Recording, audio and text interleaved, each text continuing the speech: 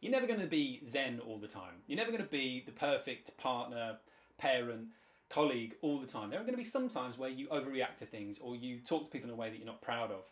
Particularly with parenting, the expectation that you're going to get it perfect all the time and you're always going to be proud of how you've spoken to them is unfair.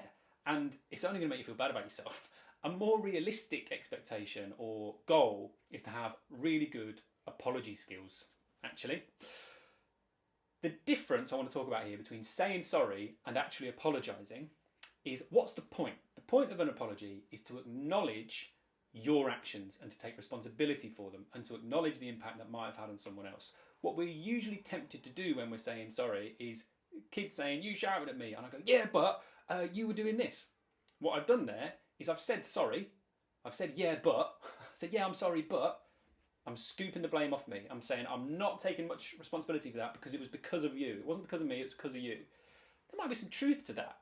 But what we're aiming to do is, it is possible for me to acknowledge what you've done and the impact that's had on me and acknowledge what I've done. So it's and rather than but. That's a useful principle. So, as an example, I was shouting at my daughter the other day and she said, you jumped straight to shouting. And she's right.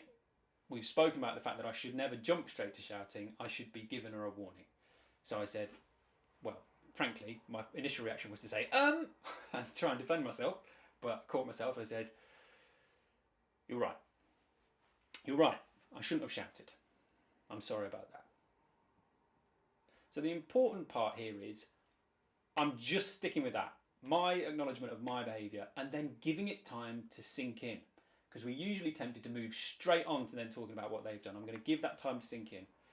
You're right. Hands up. I really shouldn't have done that. I really shouldn't have done that and I'm sorry. You had a hug. And then once that's sunk in and I'm sure she's heard it, I can say, I know I shouldn't have shouted. I'd like to talk to you about what was going on as well so that we can sort that out as well. Can we do that now? And we did. So we spoke about what she was doing. She said sorry. What I'm trying to model here is a couple of things. One, I want her to be able to tell me when I've done something wrong. I want her to know, because she can then do it in her future relationships, she should be able to tell someone, you are doing something that bothers me. I want her to be able to do that because it's going to be a useful skill. It's also helpful for her to be able to acknowledge, to be able to say, I just did something wrong and I'm sorry about that. I'm not going to sort of fall on my knees about it. I'm going to say, I'm sorry about that, I really shouldn't have done that. And that's okay to do. That's what I want her to do because it's a really useful life skill.